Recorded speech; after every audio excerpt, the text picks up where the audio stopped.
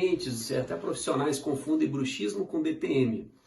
O bruxismo não é DTM. Bruxismo é um hábito parafuncional. O que é um hábito parafuncional? É uma coisa que está além da função mastigatória. Então, esse hábito parafuncional é uma atividade excessiva e repetida dos músculos mastigatórios. Ou seja, para você tocar os dentes, para você movimentar a mandíbula, para você ranger os dentes, você tem uma atividade além da atividade normal dos músculos da mastigação. Então, isso é considerado bruxismo. Bruxismo também é chamado de biquismo, ou apenas apertamento, ou apenas ranger de dentes. Então, todas essas nomenclaturas são sinônimas. Então, o bruxismo, ele tem, na verdade, ele é classificado de acordo com o ciclo circadiano. O que seria isso?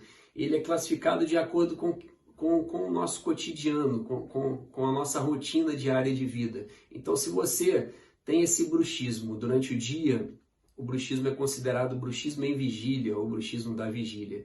E se o bruxismo é durante a noite, dormindo, é chamado bruxismo do sono. Então você tem dois tipos de bruxismo, o bruxismo do sono e o bruxismo em vigília. O bruxismo em vigília, normalmente o paciente tem essa atividade muscular repetida e aumentada, e o paciente tem o toque dentário, o apertamento dos dentes. Então esse apertamento dos dentes com o paciente acordado, que pode ser ou um hábito ou às vezes um tique nervoso do paciente, ele, em boa parte dos casos, ele não é percebido pelo paciente.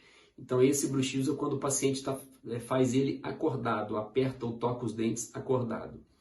E quando ele está dormindo, é um movimento involuntário. Então, o paciente faz ou movimentos com a mandíbula, ou toque dentário, ou apertar o dente, ou ranger o dente. Então, esse bruxismo, quando você aperta, você chama de bruxismo cêntrico, que é o apertar de dentes.